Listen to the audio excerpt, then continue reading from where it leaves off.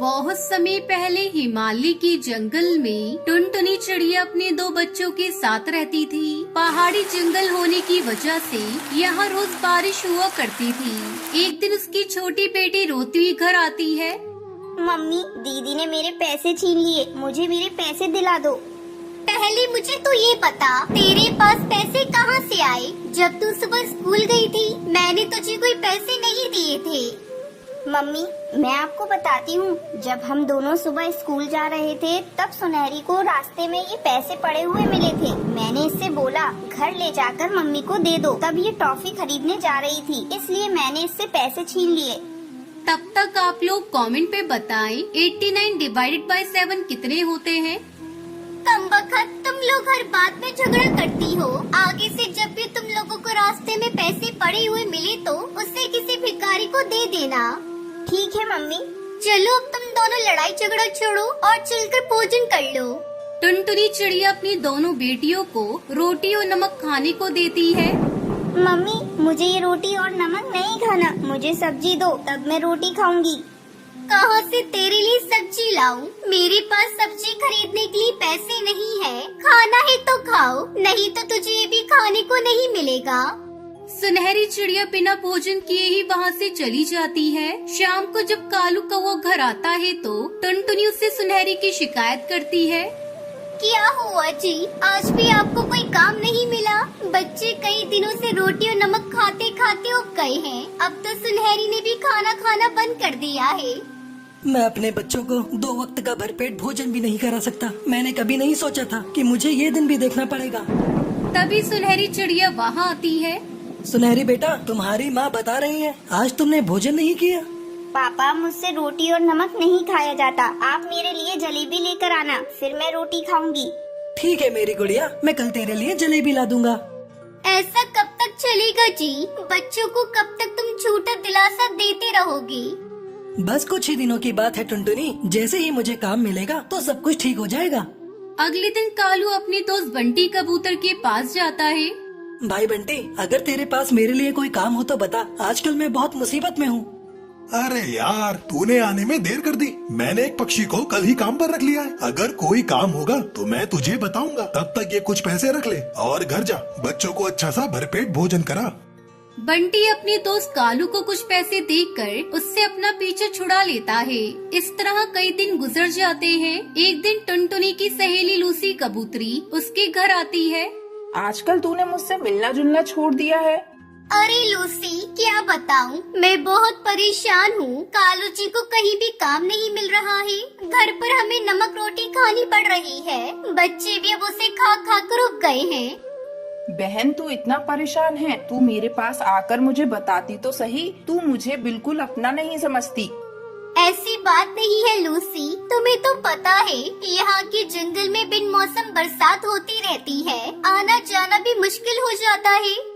तो फिर ये ले बरसाती अंगूर। मैंने अंगूर की खेती शुरू की है, सोचा इसी बहाने तुझसे मिल भी लूंगी और अंगूर भी दे दूंगी। मैं तो कहती हूँ तू भी अंगूर की खेती करना शुरू कर दे, बहुत प्रॉफिट है इसमें। और तो और इसमें खेत की भी कोई जरूरत नहीं। तुम अपने पेड़ के नीचे खाली पड़ी जमीन में इसके बीज दबा देना और कुछ ही दिनों में इसकी बेल तुम्हारे पेड़ से लिपट जाएगी और तू जी भर कर अंगूर खाना। और बाजार में इसकी बहुत डिमांड है। टुनटुनी अपनी सहेली लूसी की बातों को मानकर अंगूर की खेती करना शुरू करती है। जल्दी उसके अंगूर तैयार हो जाते हैं। फिर टुनटुनी और कालू अंगूर तोड़कर बाजार में अच्छे दाम पर बेच देते हैं। अपनी पहली कमाई को देखकर टुनटुनी की आंखों में आंसू आ जाते हैं। देख रही हो जी, अंगूर की पहली फसल बेचकर हमें कितनी अच्छी कमाई हुई है। अपने गरीबी के दिन कट गए। हमारे बच्चों को रोटी और नमक खाना नहीं पड़ेगा। इस तरह रोज टुनटुनी अंगूर तोड़कर ठेले पर डालकर बेचने जाती और कालू अपनी अंगूर की बेल की रख रखाव करता। इस तरह टुनटुनी अंगूर की खेती करके खुशी खुशी अपने परिवार के साथ रहने लगी। टूनी बहुत ही गरीब चिड़िया थी। किराया न दे पाने के कारण उसका मकान मालिक उसे घर से बाहर निकाल देता है। तब टूनी एक छोटा सा घोंसला डालकर अपनी बेटी के साथ उसमें रहने लगती है। एक दिन माँ, मुझे बहुत जोर की भूख लग रही है। सुबह से तुमने मुझे कुछ खाने को नहीं दिया। बेटा, घर में खाने को एक भी दाना नहीं है। मैं तुझे कहाँ से खाना खिलाऊं? तू रुक, मैं पड़ोस में जाकर देखती हूँ। अगर कुछ खाने को मिल जाए तो। टूनी अपने पड़ोसन के घर जाती है। मेरी बेटी भूखी है बहन, कुछ खाने को हो तो दे दो। अरे तुम यहाँ भीख मांगने आई हो? मुझे तुम्हें भीख देने के लिए कुछ भी नहीं है। भरी जवानी में अपने पति को खा गई। तुम्हारी तो परछाई भी किसी पर पड़नी नहीं चाहिए। जल्दी हटो मेरे दरवाजे से। बहन, मेरे साथ ऐसा बर्ताव क्यों कर रही हो? भूखे को खाना खिलाना तो पुण्य का काम होता है। मुझे ऐसा पुण्य नहीं चाहिए। जल्दी हटो मेरे दरवाजे से, मुझे बहुत सारे काम करने हैं। बहन लाओ, मैं तुम्हारा काम कर देती हूँ, पर मुझे खाने को कुछ दे दो।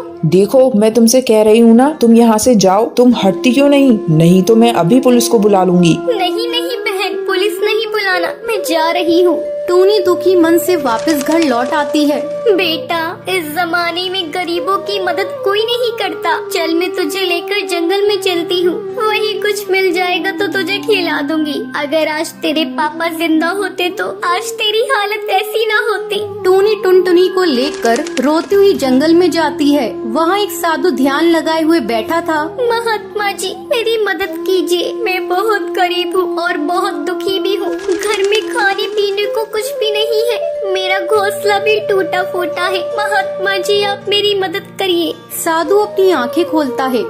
बेटी, अब तुम्हारे तो किधर कट गए। मैंने तुम्हारी सारी बातों को सुन लिया है। ये लो जादुई मिट्टी, इससे जाकर एक मिट्टी का घर बनाओ। घर बनते ही तेरे सारे दुख दूर हो जाएंगे। और ये लो फल, इसे तुम और तुम्हारी बेटी खा लो। इसे खाकर इसका बीज अपने आंगन में लगा देना। ये जादुई फल है। ये सालों साल तुम्हारे पेड़ पर लगे रहेंगे। फिर उसे बेचकर तुम खुशी खुशी अपना गुजारा कर सकती हो। टूनी फल और मिट्टी लेकर अपनी बेटी के साथ अपने टूटे फूटे घोंसले के पास आती है और वहीं साधु की दी हुई मिट्टी से घर बनाती है। मम्मी, ये घर कितना सुंदर है। हाँ बेटा, अब हम लोग इसी घर में रहेंगे। फिर दोनों फल खाती हैं और उसका बीज नीचे आंगन में लगा देती हैं। अगले दिन जब टूनी सोकर उठती है तो वो देखती है, अरे, मैंने जो कल बीज लगाया था उससे विशाल पेड़ उग गया है और इस पर बहुत सारे फल भी लग चुके हैं। मैं अभी इन फलों को तोड़कर जंगल जाकर बेचूंगी। टूनी फलों को तोड़कर जंगल में बेचने लगती है।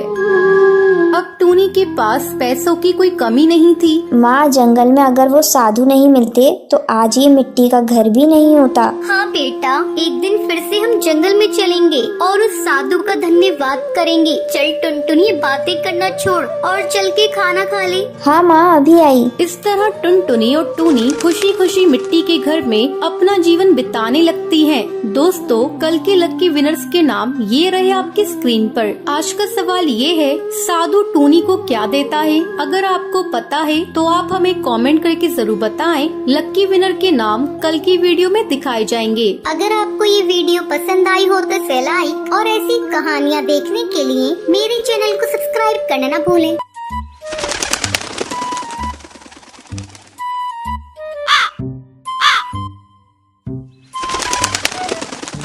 सुंदरवन के जंगल में टूनी चिड़िया अपनी बहू टुनटुनी चिड़िया के साथ रहती थी। टुनटुनी चिड़िया का पति बंटी कबूतर शहर के जंगल में काम करता था। टूनी चिड़िया के घर से कुछ ही दूरी पर कालू कौवे का अंगूर का बगीचा था। बगीचे में बहुत सारे अंगूर पक चुके थे। अंगूर की मीठी मीठी खुशबू से सारे पक्षियों के मुंह में पानी आ जाता था। एक दिन दोनों सास बहू अपने घोंसले के बाहर बैठी ठंडी ठंडी हवा का आनंद ले रही थी। तभी अंगूर की मीठी खुशबू आती है। माँ जी, अंगूर की बहुत अच्छी खुशबू आ रही है। जी करता है अभी जाऊँ और तोड़कर अंगूर खा लूँ। हाँ बहू, मन तो मेरा भी अंगूर खाने को कर रहा है, पर तू देख रही है ना कालू कौवा किस तरह अपने बगीचे की रखवाली कर रहा है। अगर हम अभी अंगूर तोड़ने गए तो पकड़े जाएंगे। रात होने का इंतजार करते हैं। जब कालू कौवा सो जाएगा तो हम लोग अंगूर चुरा लेंगे। लेकिन माँ जी, मेरा मन तो अभी अंगूर खाने का हो रहा है। आप ऐसा करिए, कालू कौवे को किसी बहाने से यहाँ बुला लीजिए और अपनी बातों में उलझाए रखिएगा। तब तक मैं कुछ अंगूर चुरा लूंगी, फिर दोनों आधा आधा बांट कर खा लेंगे। लेकिन बहू, अंगूर चुराते हुए तू पकड़ी गई तो हमारी बहुत बदनामी होगी। आप बेकार में डर रही हैं माँ जी, ऐसा कुछ नहीं होगा। मैं यहाँ से जाऊंगी और आप कालू कौवे को बुलाकर अपनी बातों में उलझाए रखिएगा। तब तक उससे बातें करिएगा जब तक मैं वापस ना आ जाऊँ। टूनी चिड़िया टुनटुनी की बात मान लेती है। टुनटुनी के जाते ही टूनी चिड़िया झूठ मूठ कर चिल्लाने लगती है। अरे अरे अरे, ओ कालू भैया, जल्दी यहाँ आओ। मेरे घोंसले में एक सांप घुस आया है, जरा उसे निकाल दो। टूनी चिड़िया के चिल्लाने की आवाज सुनकर कालू कौवा अपनी बगीचे की रखवाली छोड़कर वहाँ आता है। क्या हुआ टूनी भाभी, कहाँ है सांप? मैं अभी उसे निकालता हूँ। हाँ कालू भाई, जल्दी आइए। ये देखिए, इस पलंग के नीचे सांप घुस आया है। कालू कौवा सांप को इधर उधर ढूंढने लगता है। उधर टुनटुनी चिड़िया आराम से बहुत सारे अंगूर चुरा लेती है। काफी ढूंढने के बाद भी जब सांप नहीं मिलता, तब कालू कौवा वहाँ से जाने लगता है। भाभी, लगता है मेरे आने के डर से सांप भाग गया। अगर फिर से कहीं दिखाई दे तो मुझे बुला लेना। अब मैं अपने बगीचे की रखवाली करने जा रहा हूँ, नहीं तो मेरे अंगूर को जंगल के पक्षी चुरा लेंगे। ऐसा कहकर कालू कौवा वहाँ से चला जाता है। उसके जाने के बाद टुनटुनी चिड़िया पके पके अंगूर को लेकर घर पहुँच जाती है। ये लीजिए माँ जी, पके पके रसीले अंगूर। जी भरकर दोनों सास बहू मिलकर अंगूर खाने लगती है। बहू, आज तो अंगूर खाकर मजा ही आ गया। इस तरह दिन गुजरने लगते हैं। टुनटुनी चिड़िया रोज अंगूर चुरा कर लाती और दोनों सास बहू मिलकर मजे से खाती।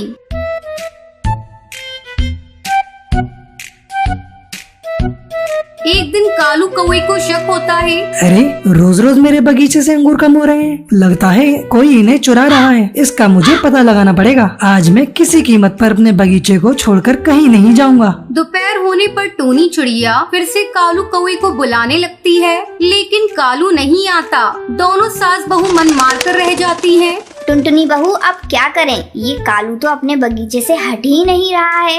कोई बात नहीं माँ जी, दिन में ना सही, हम लोग रात में अंगूर की चोरी करेंगे, क्योंकि उस समय कालू कौवा सो जाएगा। ऐसा सोचकर दोनों रात में चोरी करने का प्लान बनाती हैं। उधर कालू कौवा अपने अंगूर के बगीचे में जाल बिछा देता है। रात में वो दोनों अंगूर चुराने के लिए जाती हैं और जल्दी जल्दी अंगूर को चुराने लगती हैं। वो दोनों बगीचे में बिछाए हुए जाल में फंस जाती हैं। माँ जी, ये क्या हुआ? हम लोग तो जाल में फंस गए। अब सवेरे ही सब पक्षियों को पता चल जाएगा कि हम लोगों ने ही अंगूर चुराए थे। तभी कालू कौवा वहाँ आ जाता है और कालू कौवा जोर जोर से चोर चोर चिल्लाने लगता है। कालू भैया, धीरे धीरे बोलिए, सारे पक्षी सुन लेंगे, हमारी बहुत बदनामी होगी। लेकिन तुम दोनों की वजह से मेरा बहुत नुकसान हुआ है। कालू भैया, मैं तुम्हारा सारा नुकसान भर दूंगी, बस हम लोगों को छोड़ दो, पड़ोसी होने के नाते। कालू कौवा उन दोनों को छोड़ देता है। उस दिन के बाद से वो दोनों अंगूर को चुराना छोड़ देती है।